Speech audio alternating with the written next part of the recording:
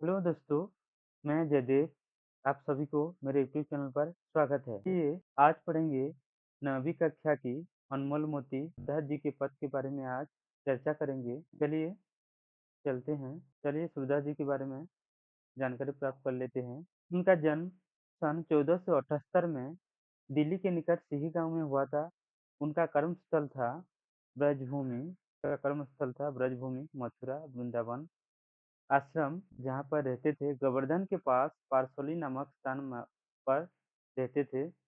विशेषतः हिंदी साहित्य के श्रेष्ठ कृष्ण भक्त कवि या भक्ति काल के कृष्ण भक्त कवि थे सूरदास। रचनाओं का संकलन सुरसागर सुरसरावली। सूरदास वात्सल्य रस के बड़े भावुक कवि थे। सूरदास वात्सल्य रस के बड़े भावुक कवि थे, यानी बाल्य क्रिया के बड़े भावुक कवि थे।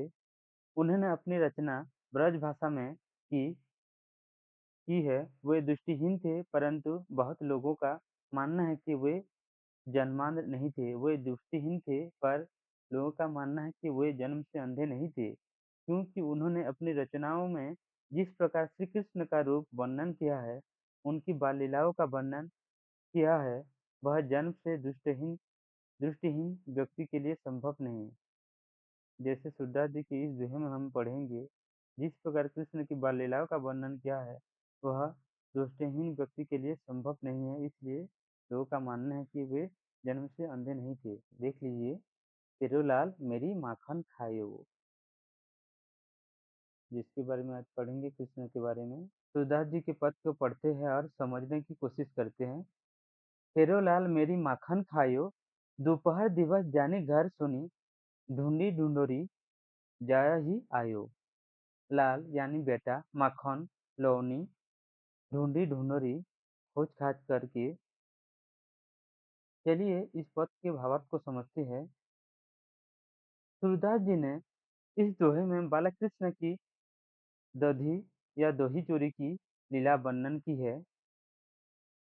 ब्रजभूमि की एक ग्वालिन माता यशोदा से शिकायत करती है कि तेरे लड़के ने हमारा माखन खा लिया। दोपहर को ना जाने कहाँ से घर सुना देखकर खोज खाज कर तेरा बेटा मेरे घर में घुस गया और दूध दही माखन सब कुछ खा लिया। ब्रजभूमि की एक ग्वालिन माता जो यशोदा माता से शिकायत करती है कि तेरे लड़के या तेरे बेटा या तेरे लाल ने मेरा माखन खा लिया। चलिए दूसरे पद को पढ़ते हैं और समझने की कोशिश करेंगे। खोल की बार सुन मंदिर में, दूध दही सब मक्खन खवायो, तीखे काढ़ी खाट चढ़ मोहन, कछु खायो कछु ले ढरकायो। दीवार यानी दरवाजा, मंदिर यानी घर, छिका सिक्का, मोहन कृष्ण काढ़ी निकाल कर कछु कुछ ढक ढरकायो गिरा दिया। चलिए इस पद के भावार्थ को समझने की कोशिश करते हैं। उसने यानी तेरे बेटे ने सुने घर का किवाड़ खोल दिया और घर में जो कुछ दही माखन रखा था सब के सब साथियों को खिला दिया। एक ग्वालिन माता माता जसोदा से शिकायत कर रही है कि लल्ला या तेरे लड़के ने सुने घर का किवाड़ खोल दिया और घर में जो कुछ दूध दही माखन रखा था वे सब अपने साथियों के साथ खा लिए। खाट पर चढ़ उसने छीके पर रखे हुए दही को खा लिया और कुछ गिरा दिया। चलिए सूरदास जी के तीसरे पद को पढ़ते हैं और समझने की कोशिश करेंगे। दिन प्रति हानि होत गरज की, यह छोटा कौन रंग लायो, सूरदास कहती ब्रज नारी पुत अनोखो जायो।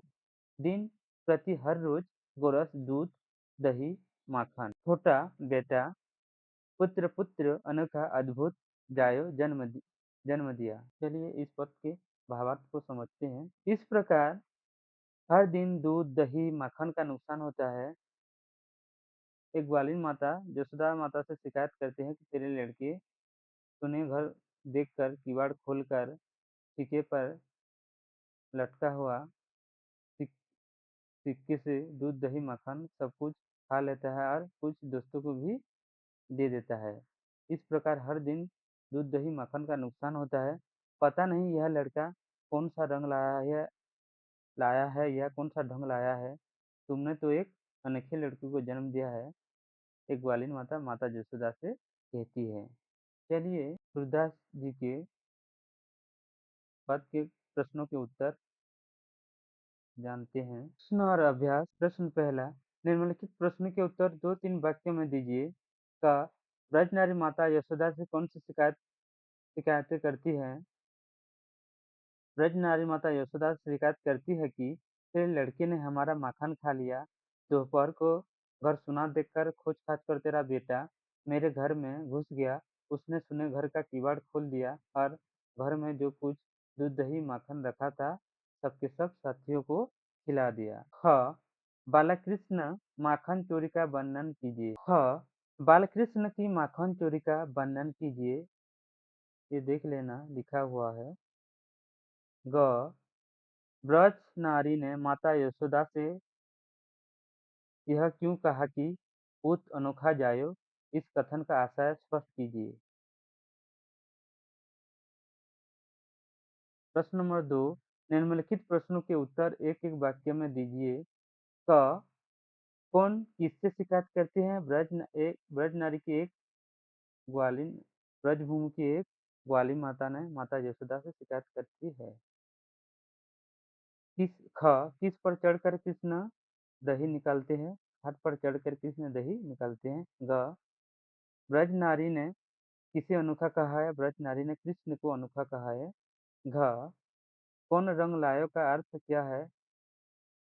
कौन रंग लायो का अर्थ है कैसा चरित्र लाया है या कैसा ढंग लाया है। प्रश्न 3, निम्नलिखित प्रश्न के उत्तर एक-एक शब्द में दीजिए। क, यहाँ लाल किसे कहा गया है? श्री कृष्ण को।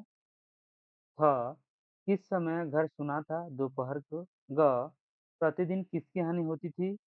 ब्रज नारी ग्वालिन की। घ, दही कहाँ कहाँ रखा हुआ था? सिक्के पर।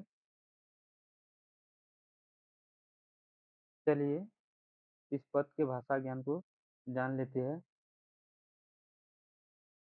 प्रश्न नंबर पहला, माखन एक संज्ञा पद है। इस तरह इस पद में जितने संज्ञा पद हैं उन्हें छांट कर लिखिए। नीचे कुछ शब्द दिए जा रहे हैं जिनका वह रूप लिखिए जो आप समझते हैं। उत्तर है लाल, दिवस, घर, किवाड़, मंदिर, दूध, दही, घाट, मोहन, दिन, गोरस, रंग, ब्रजनारी, ढोटा, पुत्र।